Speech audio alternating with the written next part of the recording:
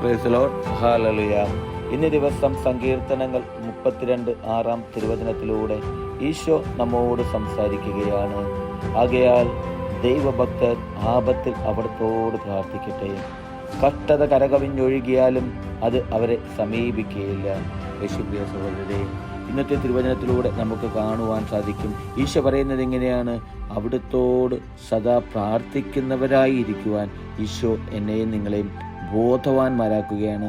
ഇന്നത്തെ തിരുവചനത്തിലൂടെ വചനം പറയുന്നു, ദൈവഭക്തർ ആപത്തിൽ അവിടുത്തോട് പ്രാർത്ഥിക്കട്ടെ എന്ന്. പ്രിയപ്പെട്ടവരെ, എൻ്റെയും നിങ്ങളുടെയും ജീവിതത്തിൽ ഏതെങ്കിലും വിധത്തിൽ ആപത്തുകളോ അപകടങ്ങളോ മുന്നോട്ടുള്ള ജീവിതത്തിൽ തടസ്സങ്ങളോ എന്തെങ്കിലും വന്നിട്ടുണ്ടെങ്കിൽ, പ്രിയപ്പെട്ടവരെ, ഈശോയോട് പ്രാർത്ഥിക്കുവാൻ, ഈശോയോട് ചേർന്നിരിക്കുവാൻ എനിക്കും നിങ്ങൾക്കും സാധിക്കണം. വചനം പറയുന്നത് എങ്ങനെയാണല്ലോ, അരക്കച്ച അരയോട് ചേർന്നിരിക്കുന്നത് പോലെ. പ്രിയപ്പെട്ടവരെ, അതുപോലെ ഈശോയോട് ചേർന്നിരിക്കുവാൻ എനിക്കും നിങ്ങൾക്കും സാധിക്കണം. അങ്ങനെ ഏത് ആപത്തിലും അപകടത്തിലോ അസ്വസ്ഥത നിറഞ്ഞൊരു ജീവിതത്തിലോ ആണോ ഞാനും നിങ്ങളും, നമ്മുടെ കുടുംബം ഈശോയോട് ചേർന്ന് നിന്ന് പ്രാർത്ഥിക്കുവാൻ എനിക്കും നിങ്ങൾക്കും സാധിക്കട്ടെ.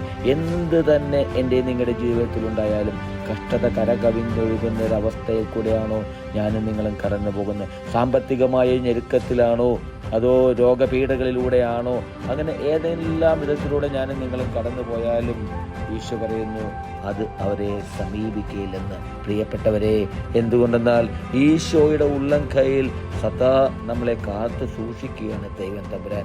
ആ ഈശോയോട് കൂടെ ചേർന്ന് നിൽക്കുവാൻ, ദൈവത്തോട് ചേർന്ന് നിൽക്കുവാൻ, അവിടുന്ന് നമ്മോടും ചേർന്ന് നിൽക്കും. ഹല്ലേലൂയ. ആമേൻ.